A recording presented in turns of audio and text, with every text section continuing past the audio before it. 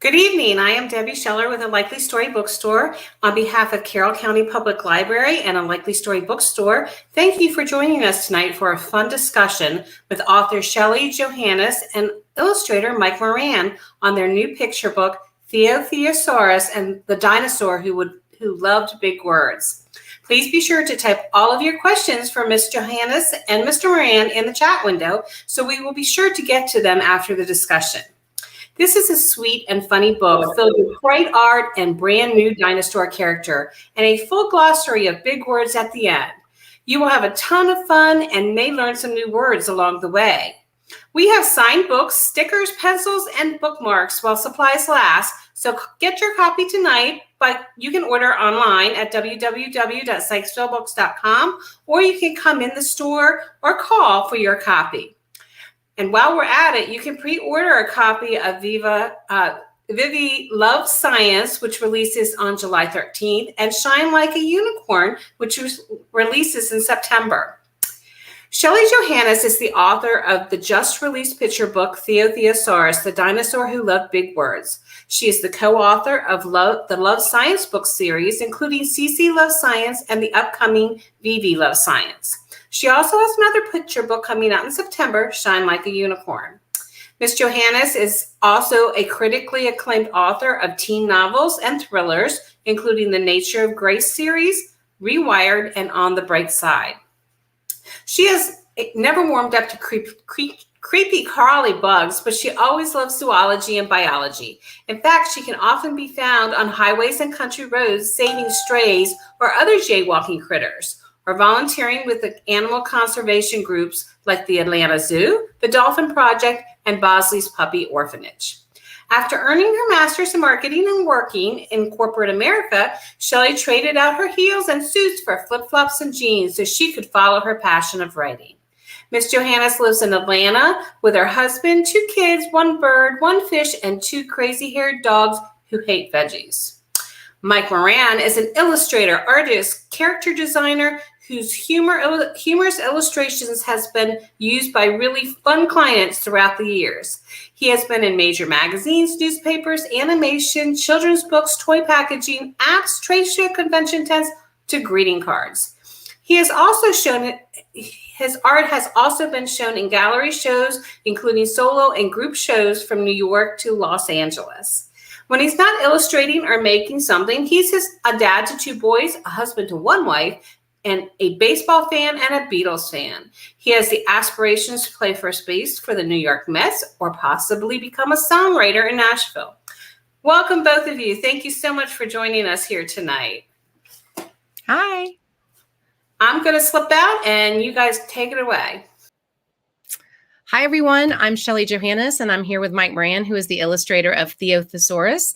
And what we're going to do for you today is talk a little bit about how the idea came about. And I'll read the book, and you'll get a sneak peek at Theo and his story. And then I'll pass it off to Mike, and he will talk a little bit about the illustration piece of it, and maybe even show you a sneak peek of how he draws Theo. So let me pull up my...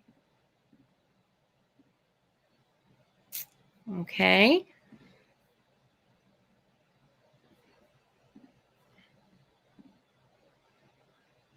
All right.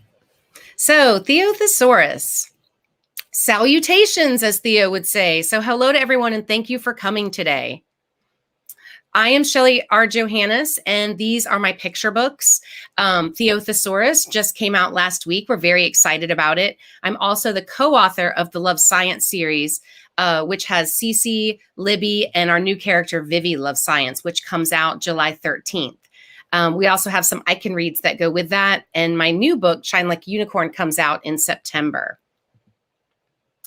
So in order to make a picture book, you need to have a few things.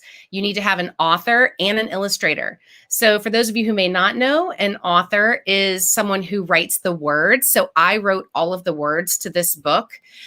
Unfortunately, I am not an artist, so we had to bring on a professional, which would be Mike, and he is what we call an illustrator. So he is the person that is responsible for all of the art in the book. So he comes up with the backgrounds, the colors, the characters.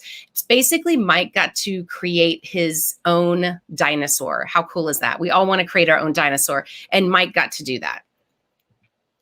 So the idea for Theo TheSaurus came about from my family. One day I was cooking in the kitchen and my son was in his bedroom far away and yelled from the back, "What is another word for happy?" And I said, "I don't know. Look at a thesaurus." And he said, "A what?" And I said, "A thesaurus." And he said, "A what?" And I yelled back and I said, "A thesaurus, like the saurus, like as in the dinosaur." And I immediately stopped, probably burnt the food that I was cooking, and said, "Oh my gosh, surely that's been done. A dinosaur who loves big words, and he's a thesaurus." And I went out and did research and could not find any book that had a thesaurus in it as a dinosaur. So I created it. So a lot of times when you have an idea, you might think that it's been done, or you might not think it's a great idea, but make sure you stick with it and go out and look, because sometimes the simplest ideas haven't been discovered yet. So right now I'm going to get into reading Theo TheSaurus, and then we'll take some questions at the end after you get a chance to meet Mike.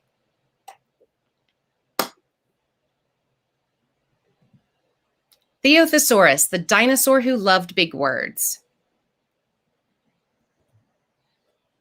Oh, sorry, my screen just popped. Hey, Mike, can you see this okay? I can. Okay, great. Today was migration day. Migration means to move from one place to the other. Theo's parents were ecstatic. Theo was not. That's because Theo was a thesaurus. He loved big words. The more colossal, the better. Colossal is another word for huge.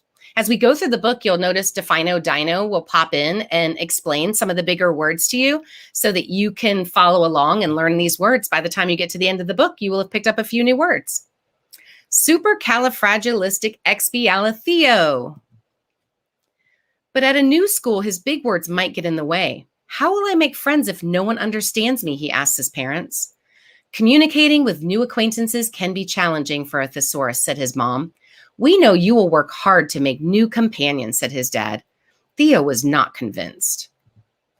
At school, his teacher introduced him. Class, this is Theo. The class chanted, "Hello, Theo." "Salutations," he shouted back. No one had ever met a thesaurus before, but they had a plethora of questions. Plethora means a whole lot. Do you brush your teeth? Can you roar? Do you eat meat? What's up with your tail? Is a thesaurus even a real dinosaur? Some questions hurt more than others. Theo explained his species the best he could. Thesauruses are the only logomaniacs on the planet. A logomaniac means that they are word lovers or word obsessed. But his classmates looked confused. Theo got an idea. He would teach everyone all about thesauruses. Then maybe they'd understand him and want to be his friend. Theo began by sharing some of his thesaurus vocabulary. Onomatopoeia, shenanigans, flibbertigibbet. But his classmates were not impressed. Misunderstandings could be frustrating and lonely. Theo had another idea. He would read them his favorite book. Could someone walk me to the Athenaeum, he asked. Athenaeum is another word for library. His classmates walked him to the auditorium instead. Misinterpretations could be confusing and risky. And as you can see, Theo has gotten stuck trying out for a school play. It looks like maybe Robin Hood. We'll have to ask Mike that when he comes on. During lunch, Theo offered some of his homemade snacks. Would anyone like to try my special crudité? Ew. Misconceptions could be tough to swallow and bitter. At recess, Theo tried something else. He suggested they all play a simple game together. Would anyone like to engage in a round of conceal and search? Conceal and search is another way of saying hide and seek. His classmates started a game of tag instead. Miscommunications could be dangerous and painful. But Theo was determined to find a way. On Friday, he communicated in writing instead. I request your attendance to celebrate the anniversary of my hatching. And for those who are not familiar with dinosaur terms, that is his birthday. Finally, the time came. Theo waited and waited and waited. He tried to look on the bright side. Supplementary snacks for me. Supplementary is another way of saying extra. But it wasn't that simple because playing alone was not fun. Can you explain how you're feeling? His mom asked. Theo tried to find the best word to describe his emotions. Exhausted, forlorn, confused, cantankerous, irate. But he didn't know what to say because no word seemed right.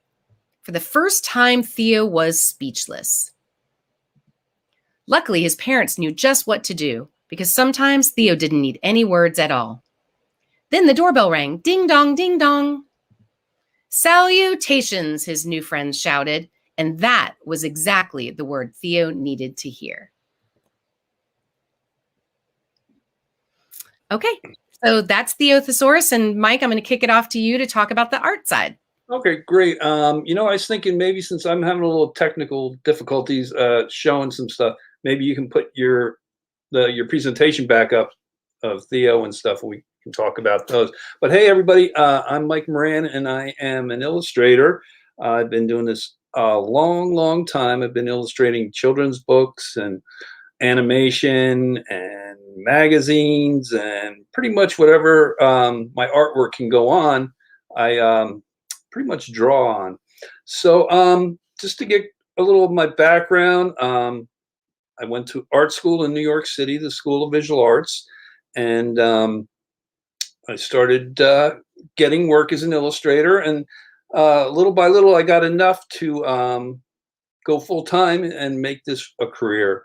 And it's a fun career. I work out of my house, and I come down in the morning and I bring my cup of coffee in here and listen to the radio or listen to music and draw pictures all day, which is pretty good. There is stress that goes with the job, but that's any job. So I'm going to talk a little about Theo and creating Theo. I was asked to create a dinosaur, a brand new dinosaur. They didn't want it looking like just any old dinosaur. The first dinosaurs I started out with kind of looked like a regular dinosaur, but they asked me to take it a little further, so I made them a different color, blue. When you see the book, there's actually this kind of like strange little texture on them that are scales. I put little spiky hair. They asked for a bow tie, and we put braces on them.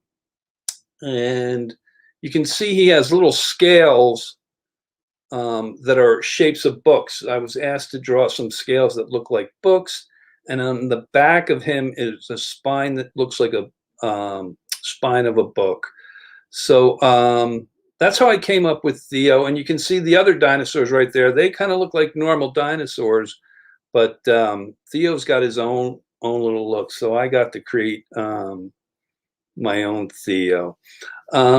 The way I go about drawing Theo is, let me see if I can hold this up and you can see it. Will you be able to see if I do this? It's going to be a little difficult, but the way I look at it, Theo, is if you have paper and pencil at home, you can, join along with me. That'd be great.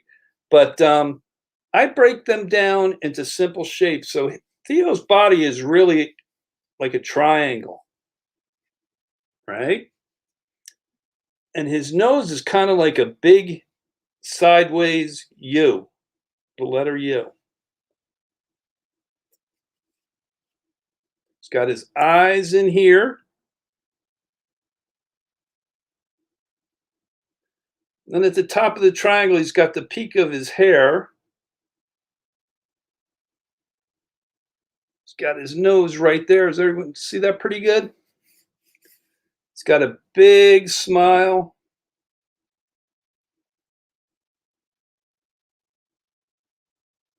With his braces. He's got little strands of hair here. Now, the same way I draw his feet, I break those down into little shapes. So I just make straight lines. Then you want to make a Y for his feet. His feet kind of look like the letter Y.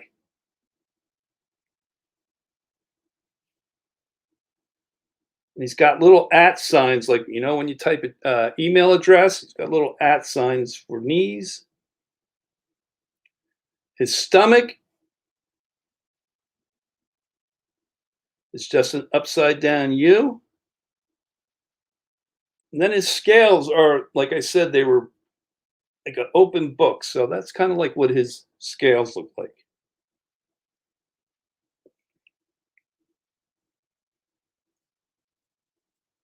The tail, you can make like another triangle shape, and that can be his tail. Then with his arms, I made them a little longer than like a Tyrannosaurus Rex. They have those really small arms. I made his arms a lot longer so he can do things easier. Plus, he needs his bow tie.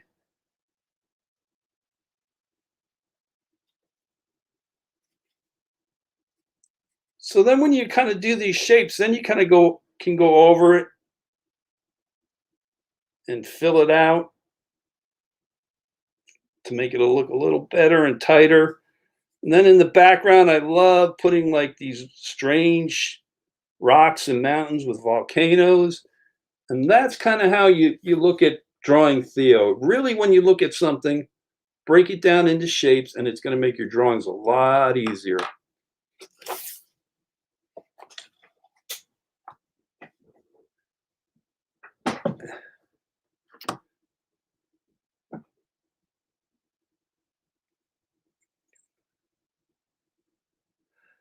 Kayla, who's that for? Me?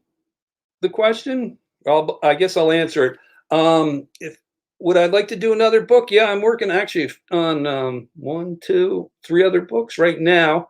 And actually, I just finished up one on animals too. I'm not sure when that's coming out, but I love drawing animals. They're a lot of fun.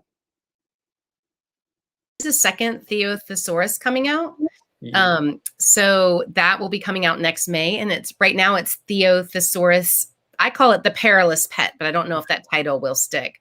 And Mike is drawing a saber-toothed tiger. So Theo finds a saber-toothed tiger named Fang and tries to train him. However, they don't speak the same language, so there's a lot of confusion. From my end, if I don't think I can't draw, my drawings are more stick figure animals. But if I could write a book about another, I kind of want to write a book about maybe a sloth or a hedgehog, like maybe just something different that we don't really see a lot in books. So I think that would be fun to do. Great. I just finished up a book on the rainforest, so I drew tons and tons and tons. Oh, great. Yeah, it was fun. So you're doing a couple other books while you're also trying to get Theo done too. That's a lot of drawing. Yeah, they're busy. I was going to ask you, when you draw, even when you start the other books, do you always start with basic shapes? Is that kind of what you? Yeah, I kind of just start out. I really start out with simple doodles. When you start out, I also teach art to some students, and I always tell them, when you draw, just doodle, just come up. Don't worry about doing this great drawing at first. It's kind of like when you're writing your book, you start with a rough draft, or when you're doing something for school and the teacher wants you to do a report. Well, don't you do a rough draft first, and then you tighten it up and you get all the spelling right and you get all the punctuation right, then you can hand it in. So that's what I like to do, is just kind of like doodle and come up with some ideas and just go about it that way. That's great. Chloe, it sounds like your question is, what is your favorite read aloud story? I love this amazing book called Theo TheSaurus. I'm just kidding. I do. It's just this little book on the side. I would say one of my favorite other picture books is a book called, it cracks me up every time. My kids and I read it, and my kids are teens and they love it. It's called Rock, Paper, Scissors. And it is, I think it's by, is it Drew DeWalt? I believe it's by the same person who did The Day the Crayons Met. And it is just the funniest story. I hope I'm getting the author right. It's the funniest story about rock, papers, and scissors trying to fight each other to figure out who is going to win the duels. Yeah. And it just cracks me up every time. What about you, Mike? Can I say one that I illustrated? Yes, absolutely. I illustrated a book a few years ago called Poopendous by Artie Bennett for Blue Apple Books, and it's about poop, and I figured. and it's really funny and it's clever, and it's a rhyming book, and I had to draw all the different animal poop. So Oh, that's great. yeah, it's a great book, and it's fun to read out loud. Benjamin, did we know each other before this book? No, we did not. Actually, authors and illustrators do not get a chance to meet each other. It's like a big secret in this industry for some reason. I think that when we first get together, they try to keep us separate so that we can have our own creative processes and we don't interrupt the other person's process. And then once the book comes out, if we're lucky enough, we get a chance to do some visits and school visits, like we're doing with you guys today with some bookstores. And so we've just met online, never met in person. Yep.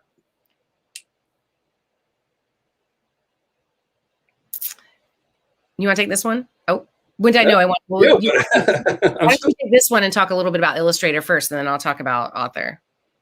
Oh, you want me to do it? Yeah. Gee, Alice and I probably been drawing ever since I was your age, right before that. So I've been drawing ever since I was young, and I never stopped. And it's just something I always wanted to do. It's kind of like in my heart that I love to do. I try to do it every day, even if I'm not working. I still try to sit with my iPad when I'm watching TV and draw. But it's just something that's in me. Did you, and you studied to be an illustrator, correct? Like an artist, like you've known all the entire time that you wanted to be an artist. Yeah, well, I went to art school. I thought I was going to be in advertising, and I still love drawing, so it just kind of ran into illustration. When I first got out of art school, I did a little graphic design, but I really didn't want to do that, so I just focused on illustration. And Allison, I have always loved to read and loved to write. I did, when I was in 4th grade, I wrote a story called The Smart Cookie, and it was a contest for the state of Florida. It was a nutrition contest, and I submitted the essay, and it was about a overweight cookie who was trying to learn how to eat right, and that all she ate was sweets, and she learned about nutrition. And I won that contest and got lots of different prizes. But somewhere along the line, I got a little distracted and off track and ended up going to college for really business writing. So I'm a copywriter and I do a lot of marketing and advertising work on the side. And that was really how I stayed in the writing side of it, but it was business. And about 10 years ago, started to move over to the creative side, but I still do business writing today. I did some work for Chick-fil-A on their kids menu. I mean, their kids packages, like some of their toys and stuff that they have in there. So I've done that. So I didn't always know I wanted to be an author. I really didn't realize it was a job.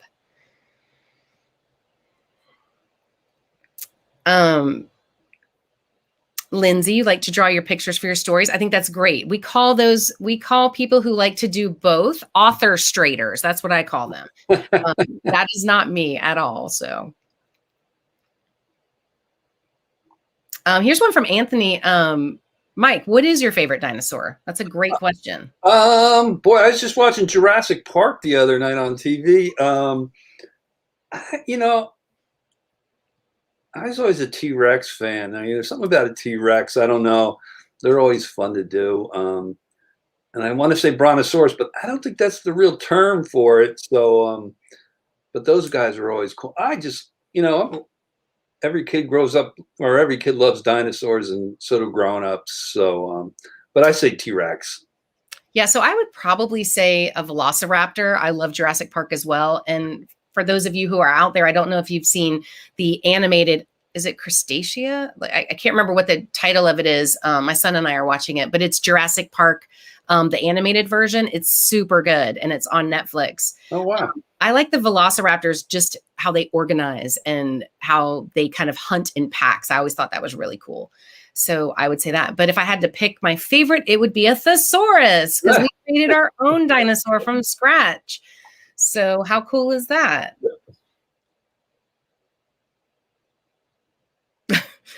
Philip, can you come to my school next year? We would love to come to your school. We do virtual visits. So you would have your teachers email me or Mike, and maybe we can pop in on a webinar or something. And I love that you've had other authors at your school.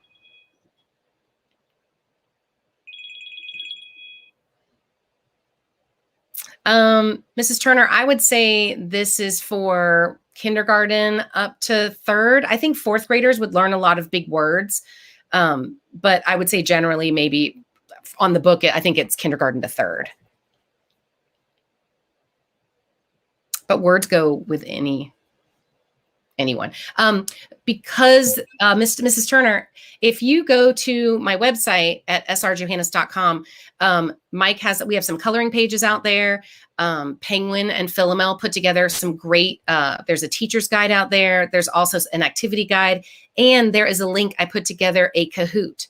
My son actually put it together for me. So there's a Kahoot game out there that you could do with your class. That would be super fun. That mixes up all the words and the definitions, and the kids have to put them together. So that might be something fun for your class to do. And you too, Philip. So tell your teacher about that if she's not on here. So do you guys have any other questions for us as far as what it's like to be an author, what it's like to be an illustrator?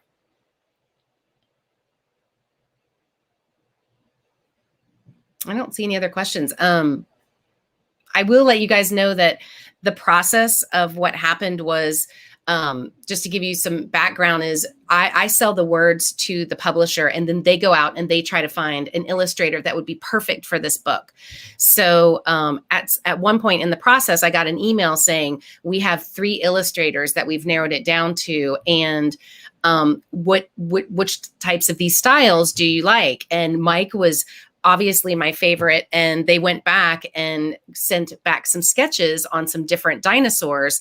So this was a cool process because I actually got a little bit of input into it. So we kind of brainstormed and gave some ideas, like what would he look like? You know, we don't want him to look like a regular dinosaur. We want a brand new dinosaur. We want him to be a different color. The editor had some ideas about the scales of being books, and like I talked a little bit about the spine looking like a book. So we really tried to make him be a thesaurus, like from the ground up. So that was a really fun process to be involved in. Actually, I say I got a question. What's your favorite thing to illustrate and draw? I love monsters, so I really love drawing monsters. I love drawing dinosaurs, and I just love drawing. So pretty much whatever I can. Yeah, I think one of the samples that they sent me from you was the Count Dracula, or the the Dracula that's on your Instagram. Yeah. How long does it take to write and illustrate one book? Well, to write a picture book, once I really get the idea, so once I got the idea for Theo TheSaurus, I wrote something in about a month, and that's writing. So I always say that writing doesn't take as long as editing. I spend probably 20% of my time writing. I spend about 60% of my time editing, and then the other 20% of my time complaining about editing.